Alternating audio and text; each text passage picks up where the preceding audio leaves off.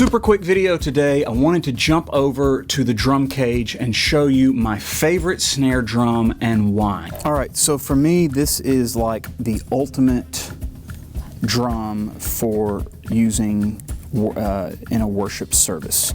I've played a ton of different snare drums. I have a ton of different snare drums. We have a lot of wooden snare drums. I know a lot of guys love wooden snare drums. My favorite are the metal and brass snares. And for me, over the years, the Black Beauty is the one I keep coming back to. It sounds really good tuned up. It sounds really good tuned down. And it's an extremely versatile snare drum. I have outfitted this one with several things that you'll notice. First of all, I do have a sample bar on the side for rim shots. If this video sounds funny to you, it's because we are in a very tight and dense enclosure. This one has a whole lot of soundproofing within it. And so if I'm trying to do a rim shot during a worship service, it really doesn't translate very well out to the crowd. For whatever reason, because of the gates that our sound team has put on the mics, we only have one overhead just because it's so hot in here I have to use a fan, and if we put a bunch of overhead mics, you hear the fan noise. So we have one little overhead with a windscreen. There's not a whole lot of options for getting a good rim shot sound. So I sampled a rim shot sound, and it is actually played through the Roland SPDSX. So it is sampled that way. I'll let you hear it.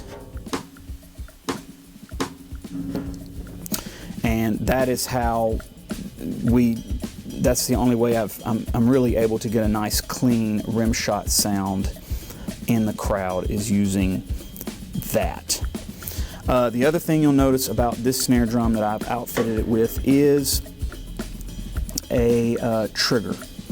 And this is actually a RT30H single Roland trigger. And then that goes over here to the TM2. And a lot of people actually will trigger both kick and snare with the TM2, which I think is it was kind of the way this unit was set up. But I've never really had any issues with our kick needing more oomph in here. This is a stage custom kit. We've got a Beta 52 in the front, and it's really punchy. And because of the style, we're a more traditional slash contemporary style, so we still do orchestra, horns, all that, hence needing the rim shot sound, because we do a lot of rim shot stuff in choir anthems. But I do trigger a really low growling snare.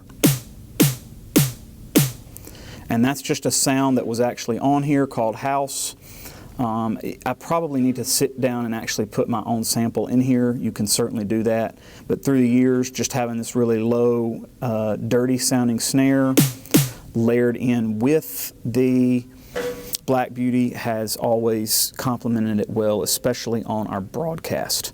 So that's really the purpose of the trigger and the TM2. Aside from that, it's mainly just keeping good heads on the snare and tuning it up and down depending on the song. You can see a couple of dimples on this one. We played a big worship service this weekend, and I did a number on this. I try to change my snare head about every 6 to 8 weeks, depending on how beat up it is. But I try to keep fresh snare heads on because it sounds so much better when I do. Aside from that, I keep it tight on really upbeat, energetic songs, and then I always tune it down for slower, more power, energy songs. And the way I do that is by these 3 lugs that face me. I detune this lug all the way loose. I do these 2 halfway, and that takes the pitch of the snare from really high to a really nice energetic low. So we'll start off with a high.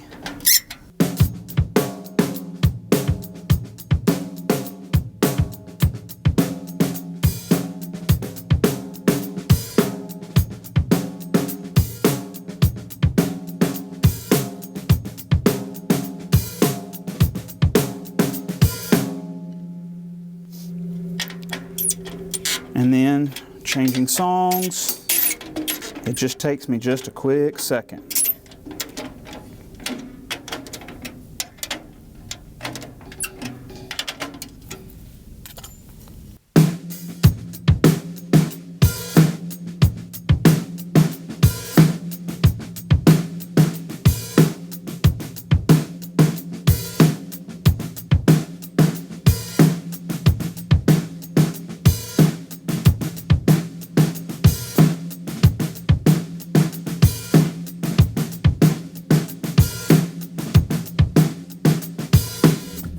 As always, if you haven't subscribed to the YouTube channel, please do so. It helps me grow. Can't wait to see you on the next video.